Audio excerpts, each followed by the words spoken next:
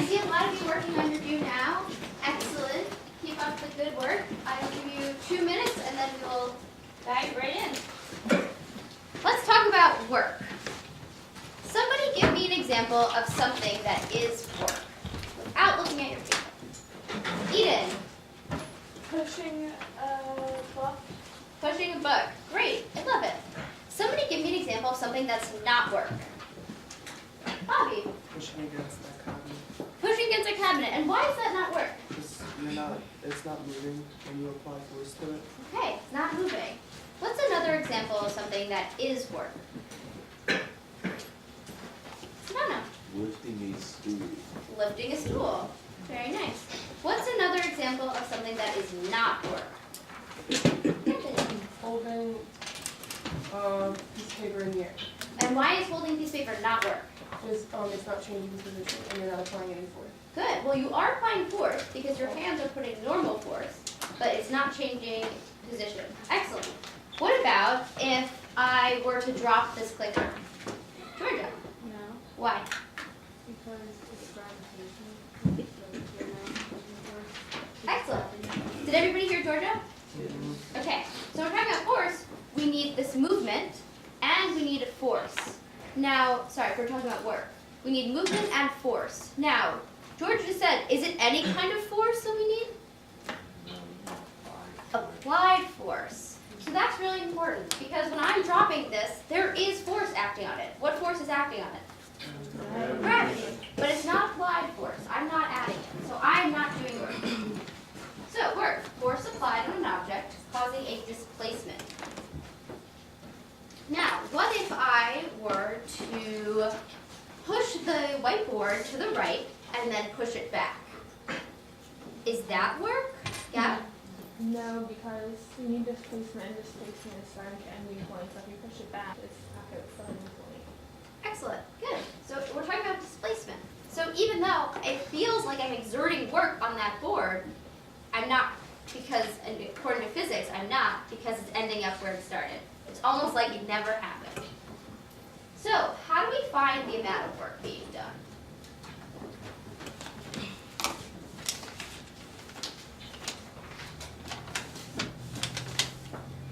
Maya. Force times displacement. Force times displacement. Excellent. So we need to first calculate our force, and then we need to calculate displacement. Now, what happened when we had the car on the hill? I'm pushing the car up, but the car is rolling down. So the car is displaced, it's moving, and there is displacement. But is that work? Why does that not work, Bobby? Because even though you're pushing the car, it's still rolling down because it has like a bigger mass. Okay, so well, it has a greater, let's say weight, so because of the force of gravity. Okay, so it has a greater weight, so I'm pushing it, and it's displacing, but why is it not force? Gia? Because you know the reason it's moving. Yeah, because it's not my force, it's not moving in the direction of my force. It's moving in the direction of gravity, in the opposite way. So not only do you need displacement, but you need displacement in the direction of your force. So that's really important. So make sure your displacement and force are going in the same direction. Okay, so most of you did these on the sheet, but lifting a backpack, work? Thumbs up if it's work, thumbs down if it's not.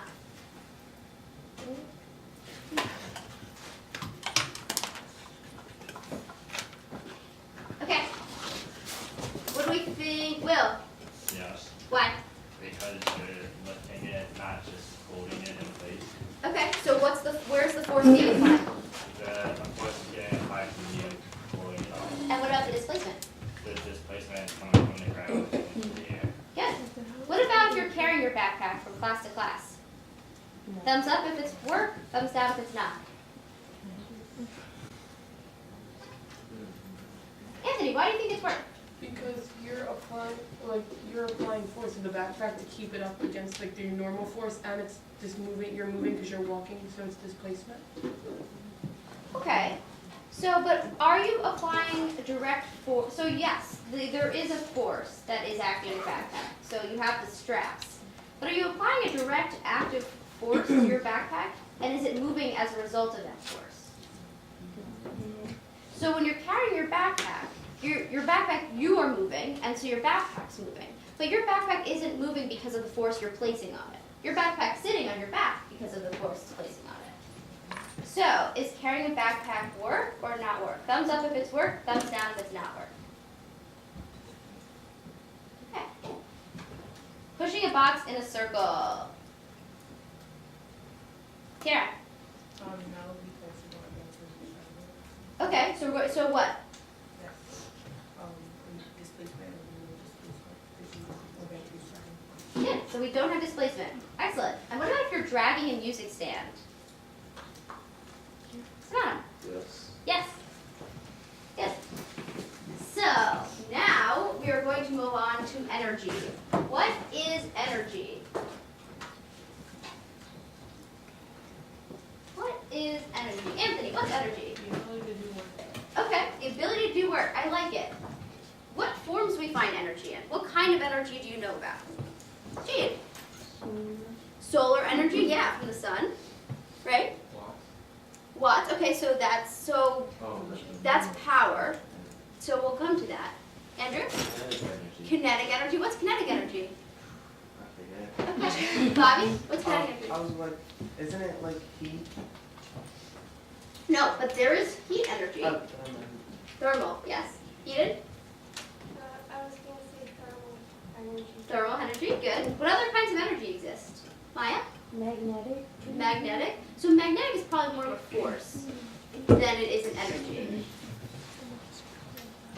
Can you have energy if you're just sitting? Who says yes?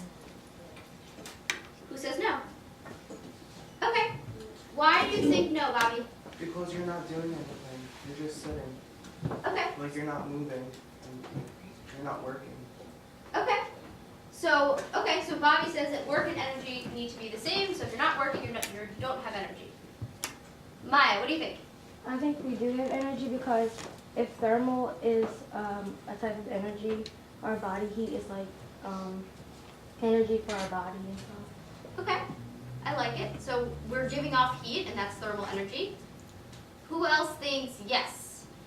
Sunday. I think we yes, because you know how cells make energy, like how cells make energy like ATP. That's such in the true. body. And Love all the it. work it's doing within the cellular space. Yeah, I love it. So we're performing respiration. Shout out to bio. Yes, my kids just finished that. And so that's how you're making energy in the form of ATP. What else? Can an object have energy at rest? So we have 2 yeses because of thermal and because of respiration and producing energy. Do we have another yes?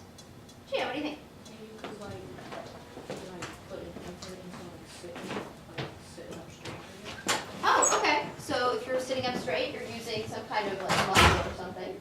Okay. So we have 3 yeses. Anybody else say no? Kat? Well, I was just thinking about like if you took a really long walk, you usually say like I have no more energy and you lay down, and you don't feel tired when you lay down, and you're not using any energy. So I was just thinking of. That's true. Usually, and like when you sleep, you feel better. So you would think that you're not using energy when you sleep. So, well, first of all, our unit, for energy is joules, just like work. So we talked about our different types. So actually, we can be at rest and have energy. It feels counterintuitive because you feel like when you're at rest, whether you're sleeping or lying down, you're not using energy, but there is energy. It doesn't mean that you're using it. It just means that there is energy that exists. So, what kind of energy do you think exists when an object is at rest? We heard thermal. What other types of energy might exist? So Sunday also said chemical, right? So if we're performing some kind of respiration. Do you think kinetic energy exists while we're at rest? What is kinetic energy? Anthony? Isn't like particles moving faster or slower because of like applied heat? Yeah, so that's really chemical energy, kind of kinetic energy, but yes, on some level. Kinetic energy is energy of movement. So we actually don't have kinetic energy at rest. But we do have potential energy. we talk about potential a lot. What is potential? You say that athlete, he has potential. What does that mean? What does that mean? Anthony. The ability to do something but he hasn't done it yet. Yeah, so the ability to do something that he hasn't done yet. I like it. Anybody else want to add to that? Georgia? Like it's there, but it's not being like applied yet. Like they have the potential, it's there, but it's not. Yeah, I like being it. done. I like it. So it needs. So you're talking about having this energy exist, even though you might not be using it, and that is what potential energy is. It's this energy that we're not using at the moment, but we still have it inherently. So meaning just because. So an object at rest can have energy, and it will be in the form of potential energy. So now we're saying that at rest you can have energy, but can you be doing work if an object remains at rest? What do we think? Jackie, if an object is at rest, can it be? Are we working on it? Is there work being done? I feel like it depends on the object. Okay, can you explain? Because like if you have a phone, right, and if you're just sitting there, you're still gonna get like notifications about stuff. Okay, So technically it's still working. okay. Or even if you like turn it off, you like when you turn it on, you still have to Okay, so now is it working in the way we talk about working in physics? So technically no, but there is something going on there, and that we're going to get to. But, sorry, Andrew, what were you saying? I was gonna say that, yeah, according to physics, it's at rest, there's no displacement, so it's not working, but there's energy in it. Right, so that's a really important difference. So work, you need this displacement. You need some kind of movement or change. But with energy, you don't. You can have an object at rest that has energy. And in fact, we are going to see examples today. There are examples everywhere. We're going to talk about a few examples today to figure out where does this energy come from, and how much energy does something have when it's at rest. We will figure it out. Okay. So when we're talking about rest, if there's no displacement, work, no displacement, no work. For energy, you can have energy if an object is at rest. So even if there's no movement, no displacement. So then, what does this tell you about the relationship between energy and work? Jade? Yeah, you need energy to do work. Do you have to, is it possible to have energy without work? Yes. Bobby? I was gonna say, like your example when you're laying down, you don't have work, but you're still having energy. Yes. So if you're at rest, you have energy, but you're not, or if you're lying down, you have energy, but you're not working in the sense that we refer to working with force times displacement. So, which apple has more potential energy? This one or that one? They're about the same size. Which one has more potential energy? Ray, what do you think? I think the higher one, The higher one. Okay, why do you think that? because that has more time to build up speed and jobs. Okay. Okay, I like it. Jackie, what do you think? I think the higher one because it's closer to the sun than the one on the bottom. Ah, so you think it's like a reverse gravity kind of thing? Yeah. Okay. What about a pumpkin versus an apple? Which one has more potential energy? Bella, what do you think? Which one has more potential energy? Pumpkin or an apple? I don't know. Maybe.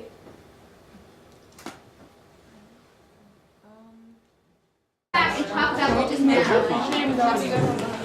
Yeah, we're fine. Alrighty, I need everybody in your seats, please.